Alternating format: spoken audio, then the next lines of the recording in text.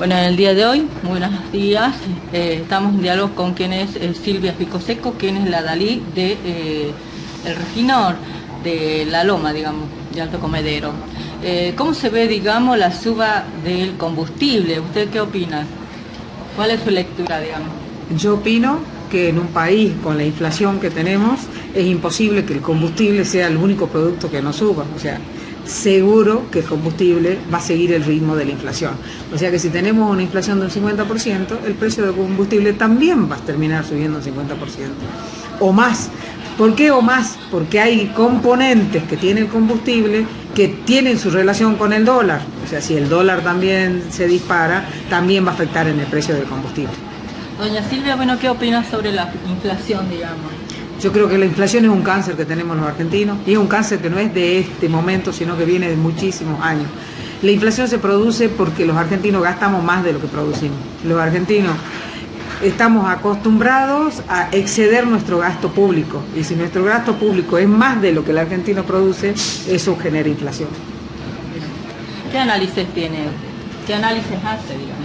Y que me parece que es fundamental que desde el gobierno nacional se controle el gasto público, que haya maneras y mecanismos de controlar la inflación, porque si no es un cáncer del cual nos afecta a todos, y sobre todo a las clases más, a los más necesitados, a los que cobran menos, a ellos los afecta mucho más la inflación que tiene Argentina. ¿Qué opina usted del Fondo Monetario Internacional, digamos? Y el Fondo Monetario Internacional es un organismo donde uno recurre como cuando recurre a un banco porque no tiene la plata. Lo que pasa es que uno tiene que recurrir al banco para pedir plata cuando sabe cómo va a pagar esa plata. Nosotros recurrimos al Fondo Monetario Internacional para cubrir los gastos que generamos en Argentina, pero no sabemos cómo lo vamos a devolver. A mí me parece que es fundamentalmente el análisis de los gastos para ver cómo salimos adelante en Argentina. ¿Cómo tendría que ser usted, que es empresaria, digamos?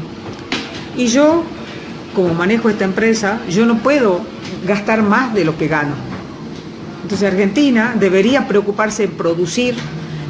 Yo, por ejemplo, acá en esta estación de servicio me preocupo por vender, me preocupo por atenderlo al cliente, me preocupo por producir más para que me ingrese más y poder cumplir con todas mis obligaciones. Lo mismo tiene que hacer el gobierno nacional. Tiene que preocuparse para que produzcamos más, para que haya más trabajo, para que exportemos más, para que tengamos más ingresos en la Argentina y de esa manera poder cumplir con todos los requisitos y darle a toda la gente que necesita. Si yo le doy un subsidio, si yo le voy a dar algo a alguien, se lo voy a dar a quien necesite. Argentina está mal acostumbrado, da subsidio a todo el mundo y no está bien. Yo no puedo hacer que la luz valga menos a todo el mundo. Yo tendría que hacer que la luz valga menos a los que de pocos recursos, y a los que puedan pagar, que paguen la luz como corresponde. Pero Argentina es como que no sube el combustible, no sube, plancha cosas que en definitiva después la terminamos pagando todos los argentinos. ¿De qué sentido tiene que hayamos subsidiado luz a personas de Puerto Madero, por ejemplo? ¿Para qué la subsidiamos si ellos no necesitan eso? En vez de subsidiar al que no tiene realmente, solamente al que no puede pagar, solamente al que consume muy poco, hasta consumo hasta un cierto, porque el que consume más y no cuida, eso es lo que pasa también en Argentina. Yo conozco otros países donde te cuidan, no gastes la luz, y acá no, acá tenemos la luz prendida todo el día, no sabemos cuidar, tenemos que saber cuáles son el costo real de las cosas, y el día que aprendamos cuál es el costo real de las cosas, vamos a empezar a generar los cambios. Mientras tanto no, mientras tanto seguimos gastando, seguimos de fiesta y seguimos como seguimos, con una inflación de un 50%. Por otro lado, doña Picoseco, doña Silvia, ¿cómo le fue hace 2 años en donde Argentina vivió la pandemia, digamos? ¿Cómo le fue a usted? Yo creo que todos fuimos afectados por la pandemia. Yo creo que no creo que haya ni un sector que no haya sido afectado por la pandemia. Con la diferencia de que el combustible era necesario para todo.